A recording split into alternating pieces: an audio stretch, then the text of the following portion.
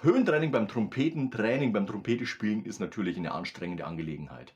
Man sollte aber immer differenzieren zwischen, ich löse die Höhe über die Technik und ich löse sie mit Kraft, also Mundstück gegen die Lippen und so weiter und so fort. Der Faktor Kraft ist ja sowieso immer dabei. Wir haben eine hohe körperliche Belastung, es entsteht ein wahnsinniger Druck im Körper und unsere Muskulatur muss dem Druck ja auch noch standhalten. Das heißt, wir haben sowieso anstrengende Momente. Und jetzt ist es eben wichtig, dass wir uns nicht zusätzlich mit Mundstück gegen die Lippen drücken K.O. machen. Denn da wird die Muskulatur ja wesentlich schneller müde, als wenn ich sage, okay, wie ist denn die Technik aufgebaut? Und ich baue mal dieses ganze Konzept auseinander. Ist die Zunge dabei? Natürlich, die ist auch in einer hochgerichteten Position. Die Luft fließt schnell raus, strömt wie ein Laserstrahl über unsere Lippen. Und letztendlich ist der Ansatz natürlich entsprechend stark angespannt, weil ich eben diesem im Körper entstehenden Luftdruck standhalten muss. Ansonsten wird die Luft ja überall rauskommen. Jetzt ist es wichtig, dass wenn ich zum Beispiel nach oben gehe, und es ist natürlich nach Belieben, du kannst die Übung immer an dich anpassen. Halbtonschrittweise bietet sich hier an, zum Beispiel C3 auf G3. Nehmen wir mal die zwei Töne. Jetzt spiele ich ja nicht C3 oder zum G3, sondern ich baue ja eine kleine Übung auf. Das kann zum Beispiel chromatisch sein, indem ich in Halbtonschritten nach oben gehe. Oder ich gehe zum Beispiel über einen Dur-Dreiklang, das bietet sich ja an, ne, mit C, E, G und dann eine übertragene Oktave eben selbiges.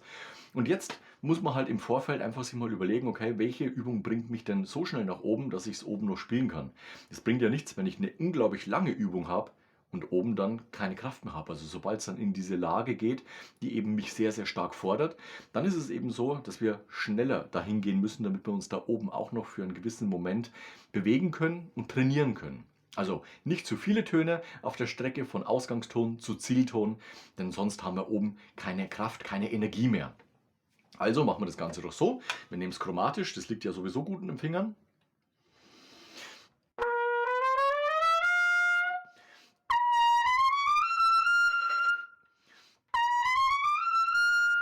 Jawohl, und dann sind wir da oben. Jetzt kann man das Training noch intensivieren, wenn man zum Beispiel sagt, okay, ich nehme die Übung sehr, sehr schnell, bin also dann längere Zeit auf dem Zielton und kann den Ton dann noch für ein paar Sekunden aushalten oder länger aushalten. Und das probieren wir natürlich auch mal aus. Wieder erstmal eine Oktave tiefer.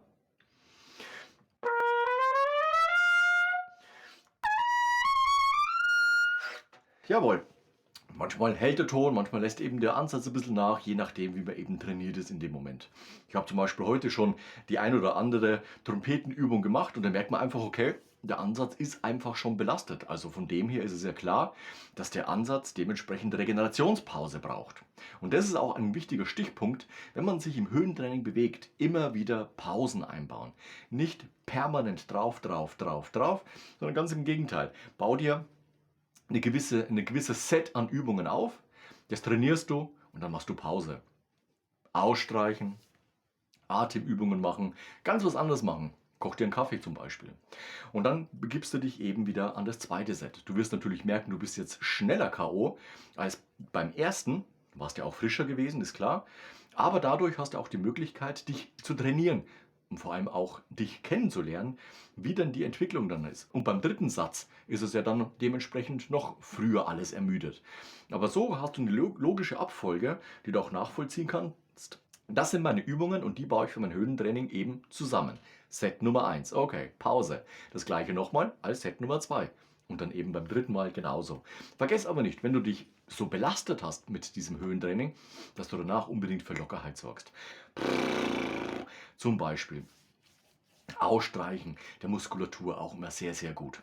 Und so kannst du dann den Übertag beenden und kannst am nächsten Tag wieder mit lockerem Buzzing und anderen Übungen, die du eben gerne zum Warm-up benutzt, starten. Aber auch hier wichtig, Schritt für Schritt reingehen ins Trompetentraining und dich gleich voll drauf. Ganz, ganz wichtig. Luft fließen lassen, Skalen spielen, also sich um die Technik kümmern, Atemübungen, Körperhaltung kontrollieren. Sachen spielen, auch ganz wichtig natürlich. Etüden, Konzertstücke oder Literatur, die du im Orchester spielst. Und das Höhentraining immer hinten anstellen, weil du weißt, sobald du dich dermaßen gefordert hast, geht an dem Tag nur noch sehr, sehr wenig. Am besten dann nur noch, wie gesagt, ausstreichen, Cool down, das war's, fertig. Also Höhentraining immer hinten anstellen Vor allem dann, wenn es ein sehr, sehr belastendes Höhentraining ist, also wenn es wirklich da mal in die richtigen Richtung G3s und A3s und C4s und so weiter geht. Das ist einfach eine anstrengende Angelegenheit und da müssen wir uns eben drauf einstellen. Das machen wir am besten mit Sinn und Verstand und Köpfchen und dann haben wir da auf jeden Fall eine gute Kombination an Übungen, die uns dann immer in kleinen Schritten nach vorne bringt. Und das ist doch eine wunderbare Sache, wenn wir uns auf der Trompete weiter nach vorne entwickeln. Hast du Fragen dazu? Ab in die Kommentare. Ansonsten gerne am Ende von diesem Video ein Like und Abo dalassen. Wir sehen uns nächste Woche zu einem neuen Video rund ums Trompete spielen. Bis dahin, ciao, euer Nico.